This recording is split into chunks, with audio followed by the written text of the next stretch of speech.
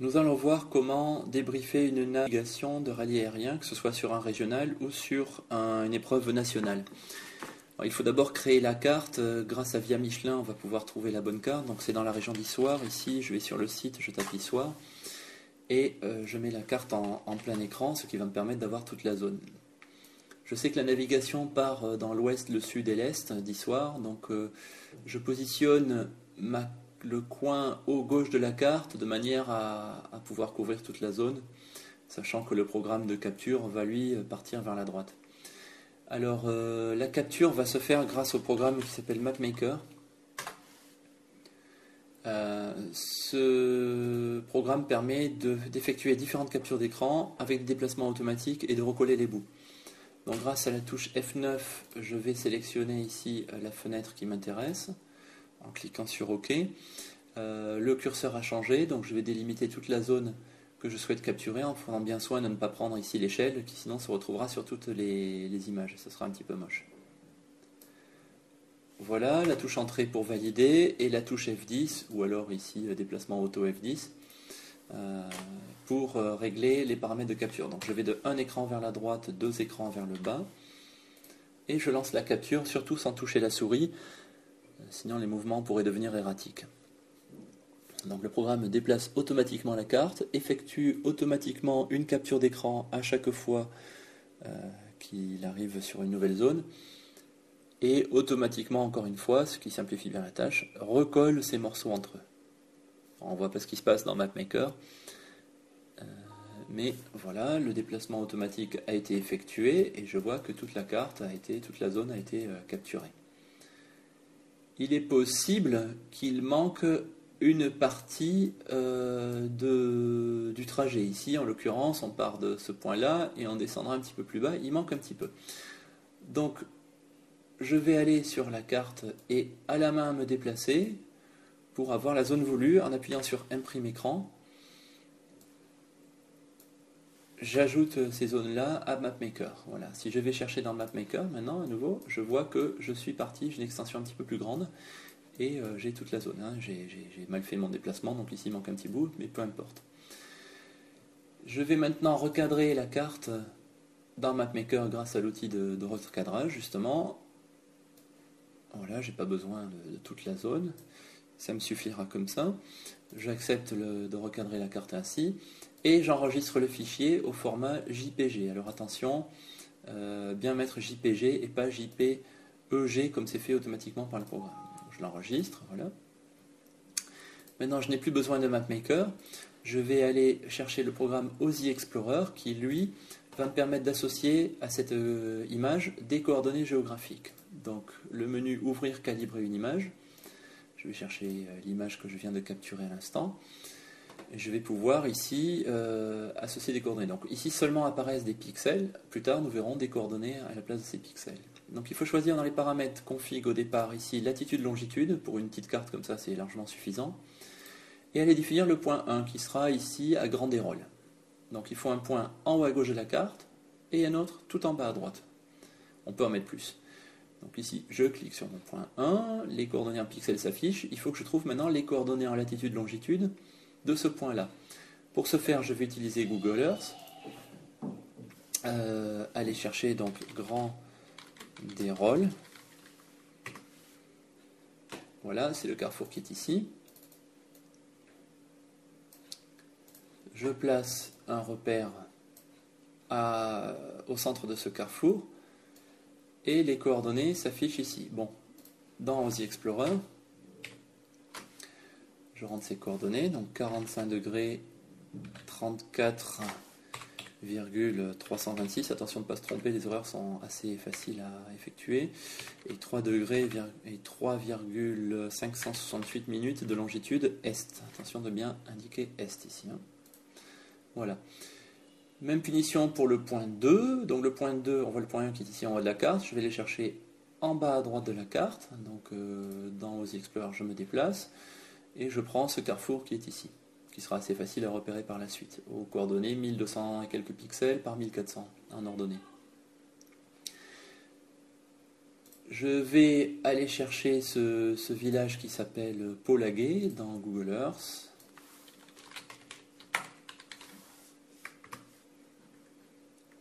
et je repère le carrefour qui est ici. Placer un point au centre du carrefour, le placer avec précision, les coordonnées s'affichent là, et même chose dans OSI Explorer. Je vais entrer les coordonnées qui sont données par Google Earth, donc 45 degrés 10 minutes, 714 nord et 3 degrés 31,113 est. Je vais enregistrer ce fichier map qui est un fichier texte associé à l'image et vérifier grâce au menu carte paramètres grille que les latitudes et longitudes sont bien verticales et horizontales. Donc je mets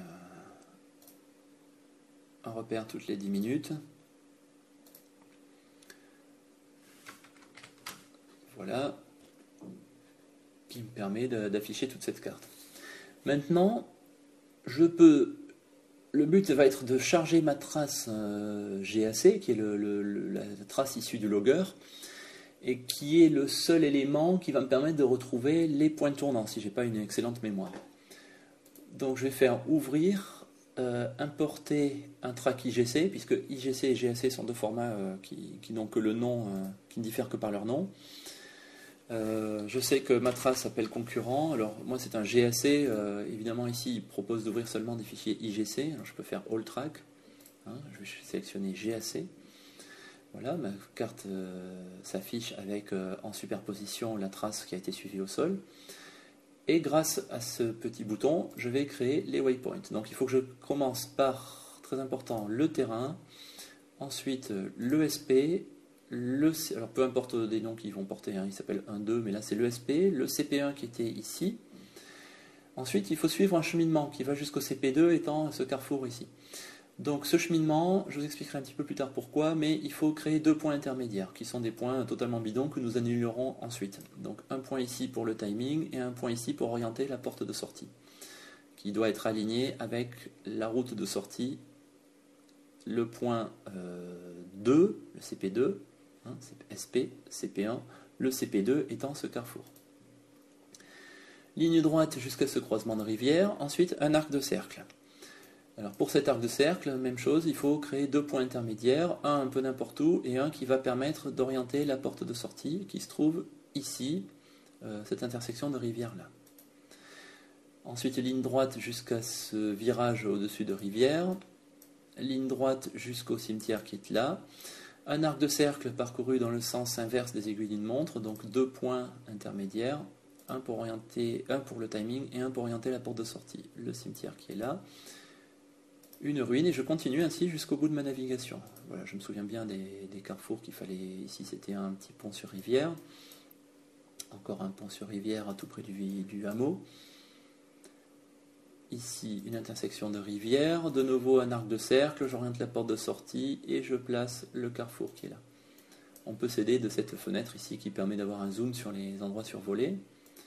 Là, un cheminement, donc à nouveau deux points fictifs pour orienter la porte de sortie et le finish point qui lui se trouve juste là, à ce carrefour.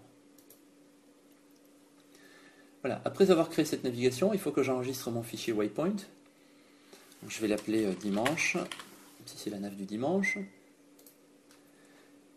Et je vais maintenant pouvoir replacer ces points précisément dans Google Earth. Donc il faut que j'exporte ce fichier pour Google Earth. Alors, je sélectionne seulement les waypoints. Voilà, sauvegarder. Dimanche KML. Et j'ouvre Google Earth avec ces informations. Donc j'ai plus besoin de ces points-là. Voilà, je vais chercher le fichier KML dans Google Earth et les points apparaissent avec toute ma navigation. Avec évidemment les points intermédiaires. Alors, les points intermédiaires, je peux les annuler tout de suite. Le 1 étant le take-off, le SP, le CP1, j'enlève le 2 et 3 qui sont des points fictifs, 3, 4 je les laisse. J'enlève les deux points fictifs ensuite, là. Et je vais enlever les points 13 et 14 qui sont aussi fictifs. Ainsi que les points 21 et 22 et les points 25 et 26.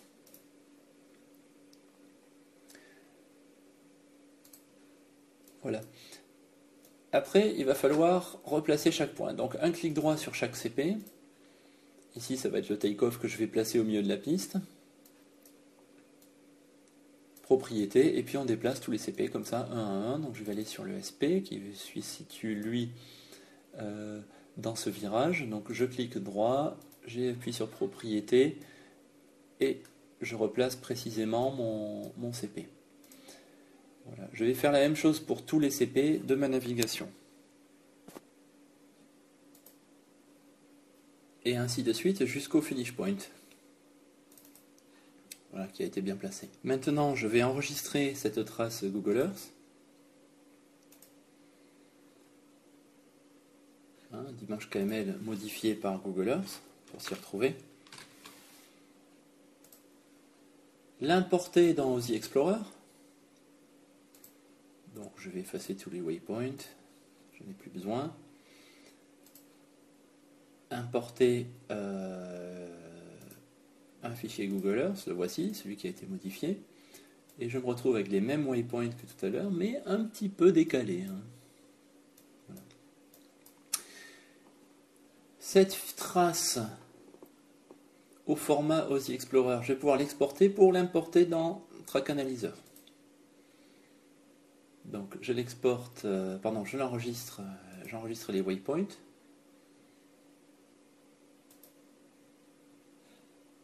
Et je vais les chercher dans Track Analyzer. Alors Track Analyzer est un programme qui permet de calculer les timings. Donc je vais faire File, Import depuis OSI Explorer.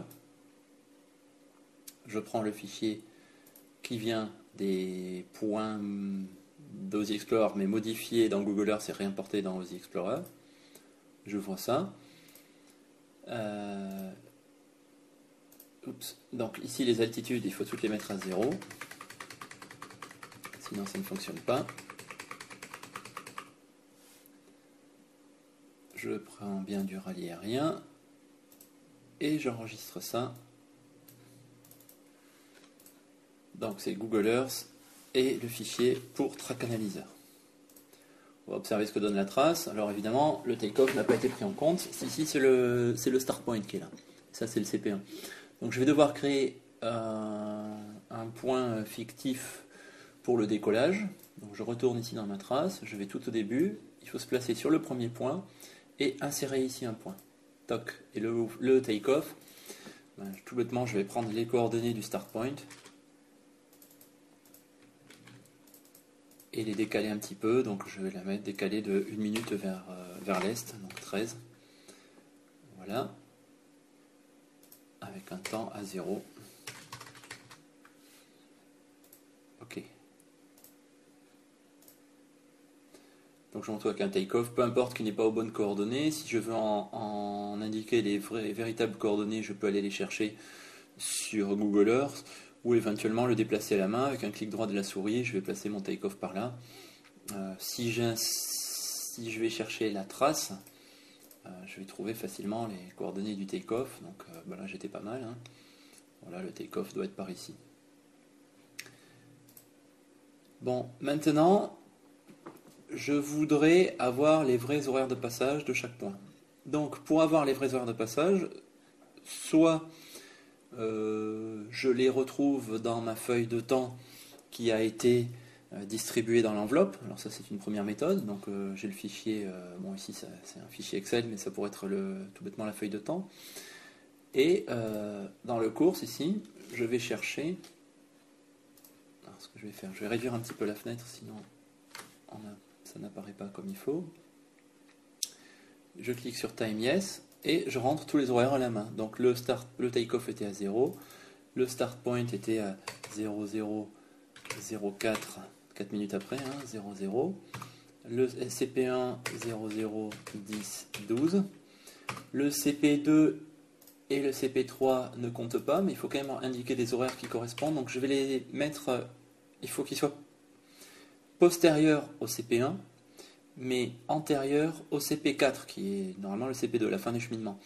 Donc je vais les décaler juste d'1 seconde, peu importe, il faut juste que ce soit cohérent par rapport à l'ordre d'apparition de ces points dans la nave. 14 secondes. Et ici, je peux rentrer la fin du follow 1 là, du premier cheminement qui est 15-12. Voilà, je vais faire le point suivant, 001950.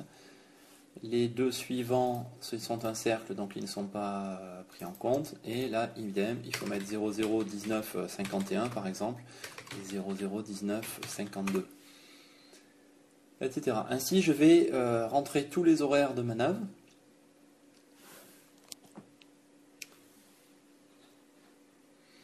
Là, j'ai rentré tous les points de ma nave et j'arrive à 012716. Je clique sur OK et j'enregistre ce fichier. Maintenant, si je vais chercher la trace du concurrent numéro 10, évidemment, je n'aurai pas le bon score puisque tous mes horaires commencent à minuit, à 00, alors que le concurrent est parti évidemment en pleine journée. Donc ce que je peux faire, c'est aller vérifier à quelle heure il est parti, en allant vérifier sur sa trace. Alors le point take-off, je peux faire un clic droit pour le déplacer ici. Voilà, peu importe la porte de take-off, pas très importante. Je peux zoomer là pour voir à quelle heure il a passé le SP. Donc je vais faire un clic droit à côté de la trace. Je vois en bas à gauche ici qu'il a passé à 10h24 et 3 secondes. Donc certainement il était 10h24.00 l'heure prévue. Ça veut dire qu'il a décollé à 10h20. Ou qu'il aurait dû décoller à 10h20. Donc je vais dans ce fichier waypoint faire file lognav increment, donc pour décaler toutes les heures de 10h et 20 minutes. Voilà, increase reduce, close, et j'enregistre ce fichier encore une fois. Je suis obligé de recharger la trace. Les plus de 90 degrés, j'ai vérifié, ont tous été effectués sur les cheminements. Donc je peux tous les annuler. Et ici, j'obtiendrai un score qui me permet de savoir que ce concurrent a 410 points. Donc ça correspond. Hein. Il devait passer par exemple le SP à 10h24. Il a passé à 10h24 et 2 secondes. Ça fait un écart de 2 secondes. Pénalité 0 puisqu'il y a une marge. Ici, un petit peu plus intéressant, le TP1 il devait le passer à 12, il a passé à 22, ça fait 10 secondes d'écart. Si on enlève la tolérance de 2 secondes, ça fait 8, et pénalité 8 x 2, 16. Ah, problème, maintenant on est passé à 3 points par seconde, ça devrait faire 8 x 3 égale 24 points. Donc pour modifier les pénalités, il faut cliquer sur ce petit bouton qui permet de rentrer les pénalités du rallye, qui sont donc de 2 secondes pour le forfait et 3 pénalités par seconde d'écart. J'enregistre ça. Dans le score, voilà, par exemple le CP1, lui, est à 24 points, hein, 10 secondes, moins les 2 de forfait, ce qui fait 8 x 3, 24 points. Voilà, les pénalités, ce coup-ci, sont correctes. Le take-off, je peux évidemment enlever les 200 points du take-off.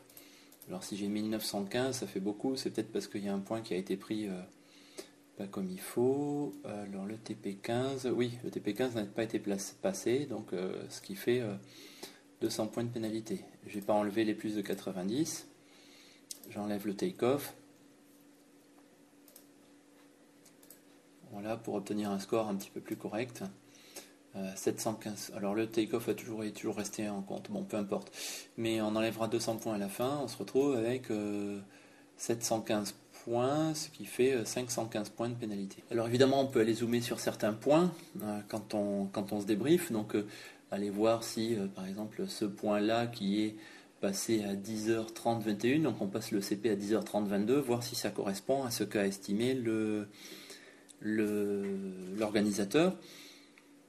Et éventuellement modifier un petit peu la position du CP en fonction de ce que l'organisateur a mis comme coordonnées, ou alors aller contester ce qu'a fait l'organisateur. Une autre bonne méthode pour débriefer son vol, ce serait d'aller voir ce que ça donne dans Google Earth. Donc, il suffit de faire File, Export vers Google Earth. Donc, je l'exporte ici Ground Track. Alors, je vais l'appeler concurrent 10. .kml, il faut rentrer l'extension à la main, même si elle est indiquée ici. Et je n'ai plus besoin de Track Analyzer. Donc dans Google Earth, j'ouvre cette trace-là. Et je vais pouvoir voir exactement par où je suis passé. Le problème, c'est que je n'ai pas la route. La route théorique, savoir si j'étais à droite ou à gauche du trait. Donc dans Track Analyzer, encore une fois,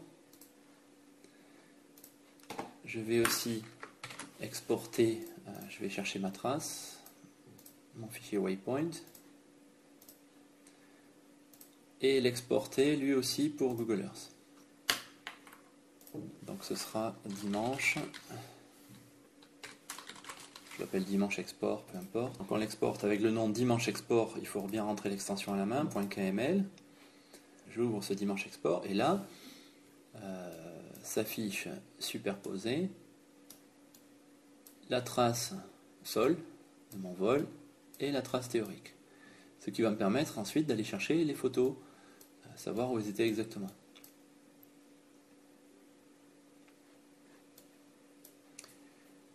Un petit additif à cette analyse dans Google Earth serait d'avoir les temps de passage, l'horodatage de la trace, ce qui n'est pas le cas ici. Donc pour avoir l'horodatage de la trace, il faut aller chercher le programme Foufou de François Fouché, qui, si je vais dans GPS, alors la carte c'est une carte, la carte à Bossy, mais on peut très bien avoir un fond de carte vierge, peu importe. Je peux faire le menu fichier, fichier trace dans le menu GPS. Aller ici chercher la trace du concurrent 10, alors, fichier IGC, ouvrir. La trace est importée, elle est ici. Et l'exporter grâce à François Fouché de manière à avoir l'horodatage. Donc je vais sauver la trace, exporter la trace en KML. Donc là, je vais l'appeler concurrent 10 Foufou, puisque ça a été créé par Foufou. Et si j'ouvre cette trace dans Google Earth, la voilà. C'est un petit peu moche parce que les altitudes, je crois que les mètres sont convertis en pieds, mais peu importe. Il suffit d'aller faire un clic droit là-dessus, faire les propriétés, altitude et tout plaquer au sol. Ce sera aussi simple. Donc voilà, là j'ai ma trace qui est au sol. On voit ici que dans le fichier de François Fouché, j'ai une case qui n'a pas été cochée, c'est l'horodatage de la trace. Si je clique dessus, j'ai chaque point qui a été enregistré, qui se retrouve auquel on attribue l'heure de passage. Donc, par exemple, sur le TP1, qui est la porte étant sensiblement le long de la route, perpendiculaire à la route d'arrivée, donc sur la D621, on voit qu'on l'a passé à 10h30 et 22 secondes. Le fait que les points soient rapprochés ou éloignés les uns des autres permet aussi d'avoir une idée de la vitesse sol qui était suivie par le pilote. Voilà, j'espère que ça vous a plu et bon débriefing.